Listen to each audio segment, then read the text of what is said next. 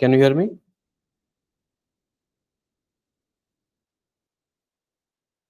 Hello. नमस्ते sir. नमस्कार नमस्कार.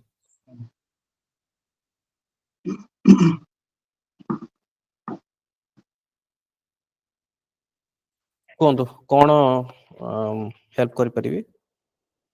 सर ये से CIF रिगार्डिंग ଟିକେ ପଚାରିବାର ଥିଲା. କୁହନ୍ତୁ କ'ଣ ପ୍ରଶ୍ନ ଅଛି? सर ଗୋଟେ ତ ଅଛି सर ମୋର ଗୋଟେ ଇୟର ଗ୍ୟାପ ଅଛି କନସିଡରେबल ପିରିୟड along with सर ମୋର ଇଏ ଏବେ ଗୋଟେ ସିଲେକ୍ସନ ହେଇଛି ସେ ଜବ ର ତ ତା ଜଏନିଂ ଆସିବ ତ ତା ବେସିସ ରେ ମୋର କ'ଣ ସେମିତି ପ୍ରୋବାବଲ କ୍वेଶ୍ଚନ୍स ରହିପାରିବ along with सर ऑप्शनल ର ଗୋଟେ and the other one is sir hobby. Okay.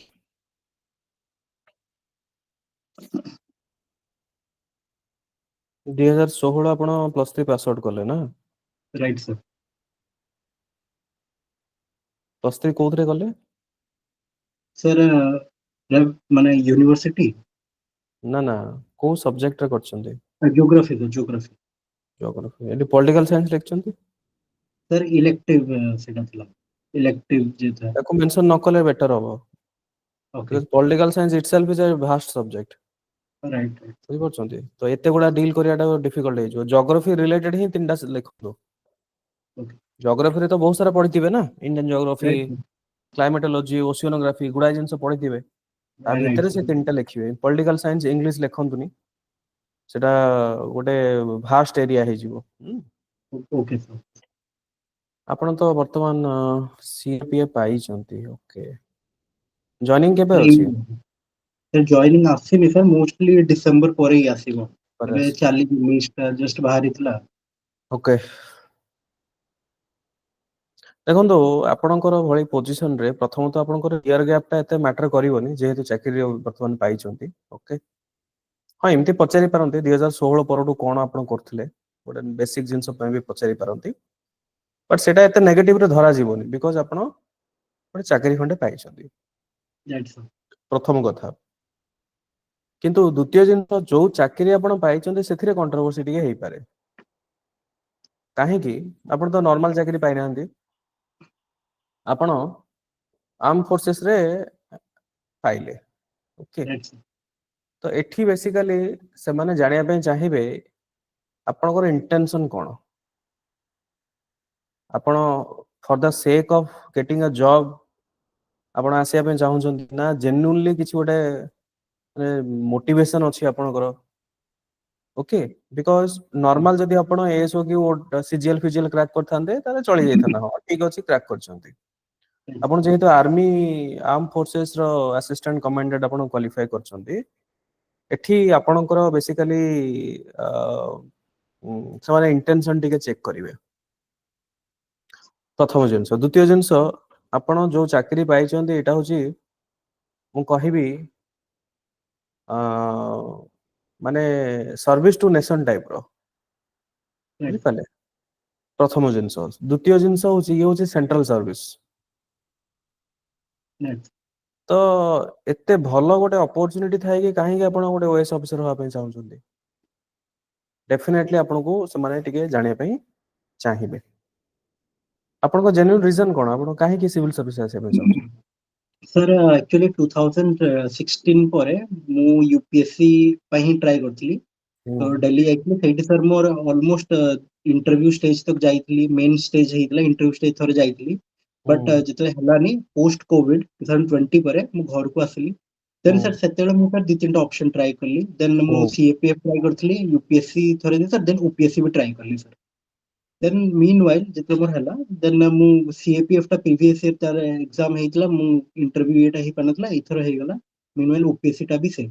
And sir main motivation थिला सर मोर जॉइन करियार सर आम फैमिली रे एक्चुअली मोर बड़ बापा जी सी आईएएस थिले ओडिसा कार्ड तो सी मालकानगिरी रे जेतो जॉब करूतले तो सी जे ट्राइबल तांको जे पीवीटीजीस अछंती मालकानगिरी रे तो ताको पई बहुत किछि करितले. सेतले से कहूतले स्टोरी हाउ माने सेतेबेले से माने ड्रेस तक पिंधुनतले एंड हाउ फ्रॉम एडमिनिस्ट्रेशन माने केमति फोकस कर ताको मेन स्ट्रीम रे आनाला. तो सेटा गोटे सर मोर मोटिवेशन सिविल्स रो आगुरी थिला. CAPF टा ନା सर ନା ସେଟା लास्ट ତ 2-3 ଠିକ ଅଛି, ବର୍ष ସେଟା ମୁଁ ବୁଝିଗଲି. ମୋର କ୍ୱେଶ୍ଚନଟା ଆପଣ ବୁଝିପାରିଲେନି. ମୋର ପ୍ରଶ୍ନ ହଉଛି କି ଆପଣ ସର୍ଭିସ ଟୁ ନେସନ ସେଣ୍ଟ୍ରାଲ ଚାକିରି ଭଳି ଗୋଟେ ଏତେ ଭଲ ଅପରଚ୍ୟୁନିଟିକୁ ଛାଡିକି କଣ ପାଇଁ ଆପଣ ତଳକୁ ଆସିବେ? ବିକଜ ଆପଣ ଓଡିଶା ଆଡମିନିଷ୍ଟ୍ରେଟିଭ ସର୍ଭିସ ରେ ଯୋଉ ଇନ ଟର୍ମସ ଅଫ ସାଲାରୀ ହଉ ଗ୍ରୋଥ ହଉ ଆପଣ ସିଏପିଏଫ ରେ ଯେତିକି ପାଇବେ ଓଏସ ରେ ସେତିକି ପାଇବେନି। ଆଚ୍ଛା ବୁଝିପାରୁଛନ୍ତି? ପ୍ରଥମ ଜିନିଷ। ଦ୍ଵିତୀୟ ଜିନିଷ, ସବୁଠୁ ବଡ ହଉଛି ସର୍ଭିସ ଟୁ ନେସନ। ସେ ଯେତେ ଯାହା ହଉ ଆପଣ କେତେ ଫିଲ୍ଡରେ କାମ କରନ୍ତୁ, ସର୍ଭିସ ଟୁ ନେସନ ଯେତେବେଳେ ଆସୁଛି ତା ସାମ୍ନାରେ କୌଣସି ବି ଚାକିରି ସେଟା ଛୋଟ ହିଁ ଆସିବ। ସବୁ ଚାକିରି ଭଲ, କିନ୍ତୁ ଆପଣ ଆର୍ମ ଫୋର୍ସେସ ରେ ଜଏନ କରିବେ ନା ଆଡମିନିଷ୍ଟ୍ରେଟିଭ ସର୍ଭିସେସ ଜଏନ କରିବେ, ସେଠି ଗୋଟେ କନଫ୍ଲିକ୍ଟ ପଳେଇ ଆସିଲା। କଣ ଭାବିଛନ୍ତି କିଛି କେମିତି କଣ ଆନ୍ସର ଦେବେ? ସାର୍ ମୁଁ ତ ସାର୍ ଏଇଟା କହିଥାନ୍ତି, ଏଇ ଯେ ଆପଣଙ୍କୁ ଯୋଉଟା ସାର୍ କହିଲି ରିଗାର୍ଡିଂ କି ମୋ ଆଡମିନିଷ୍ଟ୍ରେଟିଭ ସର୍ଭିସ ର ମୋ ପ୍ରାୟୋରିଟି ଆଗରୁ ହିଁ ଥିଲା, ଏଣ୍ଡ ସେଇଟା ହୁଁ ଯେ ମୁଁ ଆଗରୁ ଦେଇ ଆସିଥିଲି। ଆର୍ମ ଫୋର୍ସ ସାର୍ ଏଇ ଲାଷ୍ଟ 2 ଇୟର୍ସ ହେଲା ହିଁ ମୁଁ ଟ୍ରାଏ କରିଥିଲି। ତ ମୋର ମୋଟିଭେସନ ଷ୍ଟାର୍ଟିଂ ରୁ ହିଁ ଏଇଠି ଥିଲା, ବିକଜ ଆଡମିନିଷ୍ଟ୍ରେଟିଭ ଜବ ରେ ସାର୍ ବହୁତ ଡାଇଭରସିଟି ଥାଏ, ବହୁତ ହୁଁ କିଛି ଭର୍ସାଲିଟି ଥାଏ, ଅଲଗା ଅଲଗା ଫିଲ୍ଡରେ କାମ କରିବା ପାଇଁ, ହେଲ୍ଥ ଏଜୁକେସନ ୱିମେନ୍ ଏସବୁ ବହୁତ ଅଲଗା ଅଲଗା ସେକ୍ଟର୍ସ ରେ କାମ କରିବା ପାଇଁ। ତ ହୁଁ। ମୋ ମୋଟିଭେସନ ସେଇଥିରେ ଷ୍ଟାର୍ଟିଂ ରୁ ହିଁ ଥିଲା, ଏଲଙ୍ଗ ୱିଥ୍ ଯେତେବେଳେ ମୁଁ ଏଇ ଜବ ଦଉଥିଲି ତ ମିନ୍ ୱାଇଲ ସାର୍ ହେଲା ନାଇଁ, ଏଇଟା ମତେ ଯେମିତି ଗୋଟେ ଷ୍ଟେବୁଲ। ମୁଁ ମାନେ ଆପାର୍ଟ ଫ୍ରମ ଫର୍ମାଲିଟି, ମୁଁ ସାର୍ ମାନେ ଜେନ୍ୟୁନ ଆପଣ କଣ ଚାହୁଁଛନ୍ତି, ଓଏସ୍ ପାଇଁ ଚାହୁଁଛନ୍ତି ନା ସିଏପିଏଫ ରେ ଚାହୁଁଛନ୍ତି?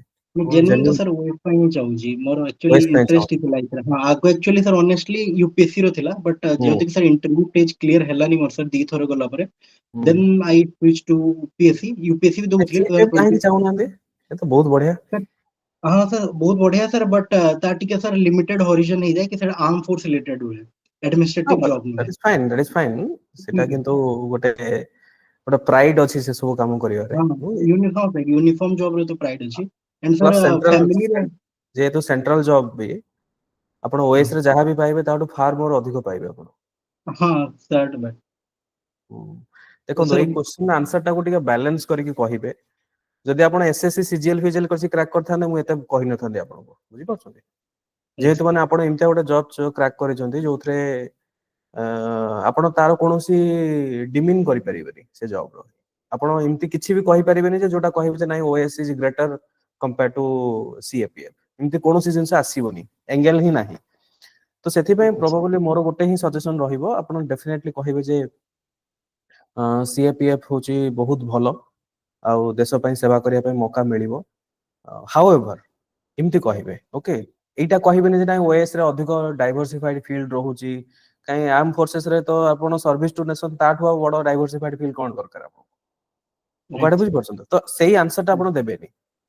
ଯେ କି ଡାଇଭରସିଫାଇଡ ଫିଲ୍ଡ ରହୁଛି ବୋଲି ସେଇ ଆନ୍ସର ଟା ଦେବେନି। ଆପଣ ଏମିତି କହିବେ ଯେ ନାଇଁ ମୋର, ମୁଁ ମାନେ ସିନ୍ସ ମାଇ ଚାଇଲ୍ଡହୁଡ ମୁଁ ଦେଖି ଆସିଛି ମୋର ଫ୍ୟାମିଲିରେ ସିଭିଲ ସର୍ଭାଣ୍ଟ, ସୋ ମୁଁ ଚାହୁଁଥିଲି ଏଇ ଲାଇନ ରେ ଟିକେ ଯିବା ପାଇଁ। ଆପଣ ସେଇ ପଏଣ୍ଟ ଟାକୁ ଆଗକୁ ନେଇକି ଯାଆନ୍ତୁ।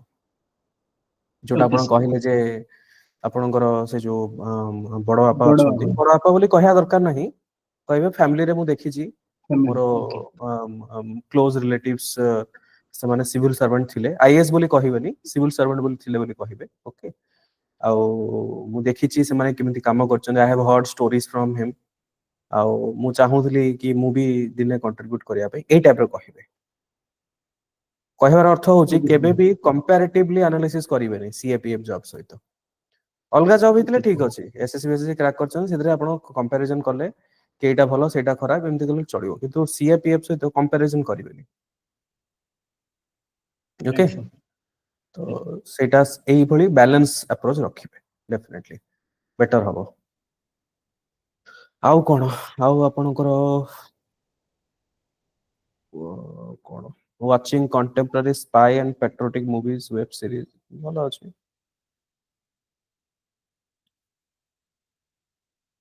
ଜୋଗ୍ରାଫିରେ ଟିକେ ପଢି ନେବେ, ଏବେ ରିସେଣ୍ଟଲି ସେ ଯୋଉ ଲାଇନ ସ୍ଲାଇଡ ଚାଲିଛି, ରାଇଟ୍ ସାର୍। ଆମର କ୍ଲାଉଡ ବଷ୍ଟ ହେଇଗଲା, ଲ୍ୟାଣ୍ଡ ସ୍ଲାଇଡ, କ୍ଲାଉଡ ସିଡିଙ୍ଗ, ଯାହା ଯାହା ସବୁ ଫେନୋମେନନ ଚାଲିଛି ଟିକେ ବ୍ରିଫଲି ପଢି ନେବେ ତା ବିଷୟରେ। ହୁଁ। Okay sir. ଆଉ ଗୋଟେ ଜିନିଷ, ହଁ ଆପଣଙ୍କୁ ପଚାରି ପାରନ୍ତି, ଯେହେତୁ ଆପଣ ସିଏପିଏଫ କ୍ରାକ୍ କରିଛନ୍ତି, ଆପଣଙ୍କୁ ଟିକେ ଆମର ଭାରତ ଆଉ ବର୍ଡର ଇସୁଜ ଗୁଡା ପଢି ନେବେ, ଚାଇନା ସହିତ, ପାକିସ୍ତାନ ସହିତ, ନେପାଳ ସହିତ ବର୍ତ୍ତମାନ ଗୋଟେ ରିସେଣ୍ଟଲି ବର୍ଡର ଇସ୍ୟୁ ଚାଲିଛି। ମତେ ଲାଗୁଛି ପସିବିଲିଟି ଅଛି ଟିକେ ସେଇ ଏଙ୍ଗେଲକୁ ଆପଣଙ୍କୁ ମେ ବି ପଚାରି ପାରନ୍ତି। ମାନେ ଆମର especially international relations with specific to ପ୍ରଥମ Okay, sir. ସେକେଣ୍ଡ ଜିନିଷ ଆପଣ ଟିକେ ପଢି ନିଅନ୍ତୁ ଆମର ନକ୍ସଲିଜମ ଉପରେ ଟିକେ ପଢିବେ ଟିକେ ପ୍ରପରଲି ଆଉ ନର୍ଥ ଇଷ୍ଟ ର ଇନସର୍ଜେନ୍ସି ଉପରେ ଟିକେ ପଢିକି ଯାଇଥିବେ ଓକେ ବାକି କଣ ଦେଖନ୍ତୁ ନ ଦେଖନ୍ତୁ ଏସବୁ ଜିନିଷକୁ ଟିକେ ଫୋକସ ରେ ରଖିକି ଆପଣ ଯାଇଥିବେ ବିକଜ ମତେ ଫିଲ୍ ହଉଛି କି ସେଇ ଏଙ୍ଗେଲ ରୁ ଟିକେ ଆସିବାର ଚାନ୍ସେସ୍ ଅଛି ଏକ ତ ଜୋଗ୍ରାଫି ହେଲା ଦ୍ୱିତୀୟ ଆପଣଙ୍କ ସିଏପିଏଫ ବିକଜ ଆପଣଙ୍କର ଯାହା ସିଆଇଏଫ ମୁଁ ଦେଖୁଛି ସେ ସିଆଇଏଫ ରୁ ଗୋଟିଏ ଜିନିଷ ହିଁ ହାଇଲାଇଟ୍ ଆସୁଛି ସିଏ ହଉଛି ଆପଣଙ୍କ ସିଏପିଏଫ ଟା ଓକେ ସିଏପିଏଫ ଟା ହିଁ ହାଇଲାଇଟ୍ ହିଁ ଆସିବ ବାକି ଯାହା ବି ସବୁ ଲେଖିଛନ୍ତି ସେଟା ଏତେ ବି ବହୁତ ଅଧିକ ନାହିଁ କି ଯୋଉଠୁ ଆପଣ ଭାବିବେ କି ନାଇଁ ବହୁତ ସାରା କ୍ୱେଶ୍ଚନ ସେମିତି ଆସିପାରିବ ସୋ ଏକର୍ଡିଂଲି ଆପଣ ଟିକେ ପ୍ରିପେୟାର ହେଇକି ଯାଆନ୍ତୁ ଆର୍ମ ଫୋର୍ସେସ ଗୁଡାର ସବୁ ଆପଣ ରାଙ୍କିଙ୍ଗ ଟିକେ ପଢି ନେବେ ଇଣ୍ଡିଆନ ଆର୍ମିର କଣ କଣ ସବୁ ରାଙ୍କିଙ୍ଗ ଅଛି ନେଭି ହେଇଗଲା କିମ୍ବା ଆପଣଙ୍କ ଏୟାରଫୋର୍ସ ହେଇଗଲା ରିସେଣ୍ଟଲି ବର୍ତ୍ତମାନ ସବୁ କିଏ ସବୁ ହେଡ୍ ଅଛନ୍ତି ଆଉ ସିଡିଏସ୍ କିଏ ଅଛନ୍ତି ଓକେ ଏ ସବୁ ଟିକେ ପଢିକି ଯାଇଥିବେ ବିକଜ ଓପିଏସ୍ ରେ ଏମିତି ବି ହେଇଛି ଯେ ରିଟାୟାର୍ଡ ମେଜର କିମ୍ବା କଲୋନ ଏଇଭଳି ସମସ୍ତେ ଥାଆନ୍ତି ବୋର୍ଡ ମେମ୍ବର ଯେତିକି ମୋର ଆଇଡିଆ ଅଛି ତ ସେମାନେ ଟିକେ ସେଇ ଏଙ୍ଗେଲକୁ ମେ ବି ପଚାରିବେ କିମ୍ବା ବର୍ଡର ଇସ୍ୟୁଜ ଉପରେ ପଚାରି ଦେଇ ପାରିବେ ନେପାଳ ସହିତ ବର୍ଡର ଇସ୍ୟୁ ପଚାରି ଦେଇ ପାରିବେ ପାକିସ୍ତାନ ସହିତ ତ ଗୋଟେ ଚାଲିଛି ବର୍ତ୍ତମାନ ସୋ ସେଇ ଏଙ୍ଗେଲକୁ ଟିକେ ଆପଣ ପ୍ରିପେୟାର ହେଇକି ଯାଆନ୍ତୁ ଆଉ ରହିଲା କଣ ଆପଣ ଲେଖିଛନ୍ତି ବାସ୍ ଏତିକି ପ୍ଲେଇଂ କ୍ରିକେଟ ରୁ ବିଶେଷ କିଛି ନାହିଁ ମେ ବି ପଚାରିଲେ ପଚାରିଦେବେ କି ରିସେଣ୍ଟଲି କିଏ ରିଟାୟାରମେଣ୍ଟ ଦେଇଛନ୍ତି ତା ନା କଣ ଏଇ ଟାଇପର ଗୋଟେ ମଜାକ ଟାଇପର କ୍ୱେଶ୍ଚିନ କଣ ପଚାରି ପାରିବେ Right. ଜଗିଂ ରେ ଆଇ ଡୋଣ୍ଟ ଥିଙ୍କ ଏତେ କଣ କ୍ୱେଶ୍ଚିନ ଆସିବ କିଛି କଣ୍ଟେମ୍ପରାରୀ ସ୍ପାଏ ମୁଭି ପାଟ୍ରିଅଟିକ ମୁଭିଜ ରେ ମେ ବି ଦେ Name. ୱାଣ୍ଟେଡ ଟୁ ନୋ କି କଣ ଲାଷ୍ଟ ଗୋଟେ ଦିଟା ମୁଭି କଣ ଦେଖିଛନ୍ତି କଣ ସେଥିରେ ପ୍ଲଟ ଥିଲା ଏଇ ଟାଇପର ଆଉ ଡୁ ୟୁ ବିଲିଭ ଦ୍ୟାଟ ମୁଭିରେ ଯୋଉ ଦେଖୁଛେ ଆମେ ସେ ଦେ ଆର୍ ପ୍ରାକ୍ଟିକାଲି ଟ୍ରୁ ମୁଭିରେ ଯୋଉଗୁଡା ଆମେ ଦେଖୁଛେ ଯୋଉ ସଲମାନ ଖାନ ହଉ ଏ ସବୁ ଯୋଉ ଋତିକ ରୋଶନ ହଉ Fascinating. ସେଗୁଡା ସବୁ ବଢେଇ ଚଢେଇକି ଦେଖାନ୍ତି हाँ କିନ୍ତୁ हाँ हाँ ପ୍ରାକ୍ଟିକାଲି ସେଗୁଡା ଟ୍ରୁ ନୁହଁ ବିଲକୁଲ ବି ନୁହଁ କି right. ଏସବୁ ଜିନିଷ ଆଉ କିନ୍ତୁ ଆପଣଙ୍କର ଇଣ୍ଟରନାଲ ସିକ୍ୟୁରିଟି ଯୋଉ ସବଜେକ୍ଟ ଅଛି ତାକୁ ଟିକେ ପ୍ରପରଲି ଆପଣ ପଢିକି ଯାଆନ୍ତୁ Sir, ଓକେ ଆଉ ଗୋଟେ yes sir ଆଉ ଗୋଟେ question sir essay ର sir ମୁଁ school ରେ ପାଇଥିଲି but sir ମୁଁ essay ର ଯଦି ଚାହିଁବି କି ତାଙ୍କୁ କୋଉ ଗୋଟେ ଆଡେ ଆଣିବା ପାଇଁ ଯଦି disaster management or pollution ମୁଁ ଭାବୁଛି କଣ topic ଲେଖିବି ତ sir କୋଉଟା better ହବ ଯୋଉଥିରେ ଏଟା ବେଶୀ difficult questions ହବନି କୋଶ୍ଚିନ୍ ଦେଖନ୍ତୁ ଡିଜାଷ୍ଟର ମ୍ୟାନେଜମେଣ୍ଟ ରିଲେଟେଡ ତ ଆମର ଓଡିଶା ପାଇନିୟର ଅଛି ଏବେ ତ ଡିଜାଷ୍ଟର ହଉଛି ବି ଆପଣଙ୍କ ଜିଓଗ୍ରାଫି ସବଜେକ୍ଟ ବି ଅଛି ତ କଣ suppose you are being appointed as a BDO କିମ୍ବା ତହସିଲଦାର ଆପଣ ସବ କଲେକ୍ଟର ହେଲେ କି ଏଡିଏମ ହେଲେ ଆପଣ କେମିତି ଟ୍ୟାକଲ କରିବେ ସିକ୍ୱେନ୍ସ ଗୁଡା okay କଣ ଏଇ ଟାଇପର କ୍ୱେଶ୍ଚିନ୍ ଆସିପାରେ ସେକେଣ୍ଡ ଜିନିଷ ରୋଲ ଅଫ ଏନଡିଆରଏଫ ଆଉ ହଁ ଏସଡିଆରଏଫ ର ଟିକେ ପଢି ନେବେ ଏଗେନ ସେଟା ସିକ୍ୟୁରିଟି ରିଲେଟେଡ ପଳେଇ ଆସୁଛି ଦିଜ ଆର୍ ଲିଙ୍କଡ ଟପିକ୍ସ ଓକେ ହଁ ତାକୁ ଟିକେ ପଢି ନିଅନ୍ତୁ ଆପଣ ଡିଜାଷ୍ଟର ମ୍ୟାନେଜମେଣ୍ଟ ଯୋଉଟା ଲେଖିଛନ୍ତି ଆମର ତ ଜିଏସ୍ ପେପରରେ ବି ତ ଅଛି ଡିଜାଷ୍ଟର ମ୍ୟାନେଜମେଣ୍ଟ ଏମିତିରେ ବି ହଁ ହଁ GS3 ପଢିଲେ ୱିଥ୍ ସ୍ପେସିଫିକ ଟୁ ଓଡିଶା ଏତେ ଡିଟେଲ ଯିବା ଦରକାର ନାହିଁ ଭାରତରେ କଣ ହଉଛି ହଁ ହଁ ସ୍ପେସିଫିକ ଟୁ ଓଡିଶା ଯେହେତୁ ଓଡିଶା ପାଇନିୟର କରିଛି ୟୁଏନ ରୁ ଆୱାର୍ଡ ବି ପାଇଛି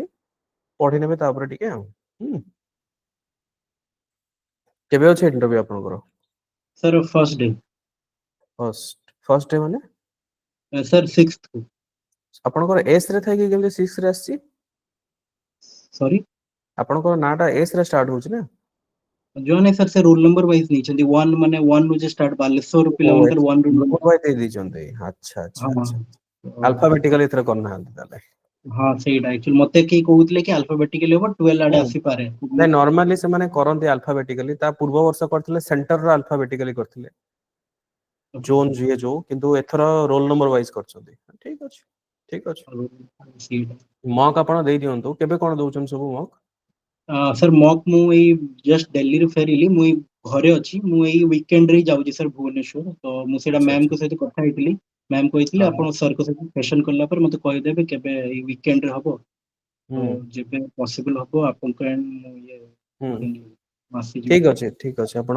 ଗୋଟେ ଇଏ କରିଦିଅନ୍ତୁ ତାହେଲେ ମୋ ହିସାବରେ ଯେତେ ଜଲଦି କରିବେ ୱିକେଣ୍ଡ ଆଡକୁ ଆଉ ଯାଆନ୍ତୁନି ବୁଝିପାରିଲେ ଆଜ୍ଞା ସାର୍ ୱିକେଣ୍ଡ ହବ ଆପଣଙ୍କର 30 31 ତାରିଖ ମେ ବି 30 31 ପୂର୍ବରୁ ଯଦି ଟ୍ରାଏ କରିବେ ବେଟର ହବ କାହିଁକି ମୁଁ କହୁଛି ଗୋଟିଏ ମକ୍ ଦେଲା ପରେ ଟିକେ ଆପଣ ଜାଣିଯିବେ ଅଲରେଡି ଆପଣ ସିଏପିଏଫ ତ ଇଣ୍ଟରଭ୍ୟୁ ଦେଇଛନ୍ତି ଗୁଡାଏ ଥର ଆପଣ ତ କମ୍ପୋଜ ତ ଥିବେ ବଟ୍ କିନ୍ତୁ ଗୋଟେ ଦେଇଦେଲା ପରେ ହଁ ଜାଣି ହେଇଯିବ ଯେ କୋଉଠି କଣ ଭୁଲଭାଲ ଅଛି, ତାପରେ କିଛି ଦିନ ଗ୍ୟାପ୍ ଛାଡିକି ଆଉ ଗୋଟେ ଦେଇପାରିବେ, ଏଇ ଟାଇପ ଆପଣ କରିପାରିବେ। ଦେଖନ୍ତୁ ଯୋଉଟା ଆପଣଙ୍କୁ ସୁଇଟେବୁଲ ଲାଗୁଛି ଆପଣ ସେଟା କରିବେ ଟିକେ। ଓକେ, ବାକି ଭଲ ଅଛି। ମୁଁ ଆଇ ଥିଙ୍କ ସେଇଟା ଟିକେ କାମ ଆଣ୍ଡ କମ୍ପୋଜ ରହିକି ଆନ୍ସର ଟା ଦେବେ, ସେ ଯୋଉ ମୁଁ କହିଲି ଆପଣଙ୍କର ସିଏପିଏଫ୍ ଆପଣ ଯୋଉ କ୍ରାକ୍ କରିଛନ୍ତି।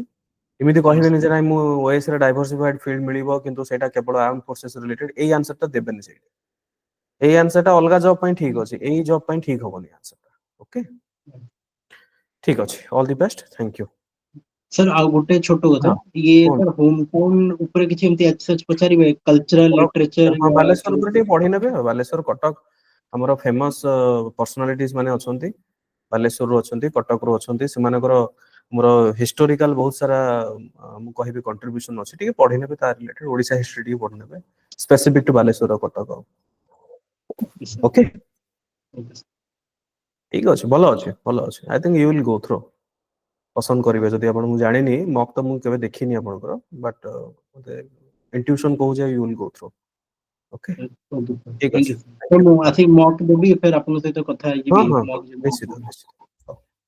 Thank you so much sir.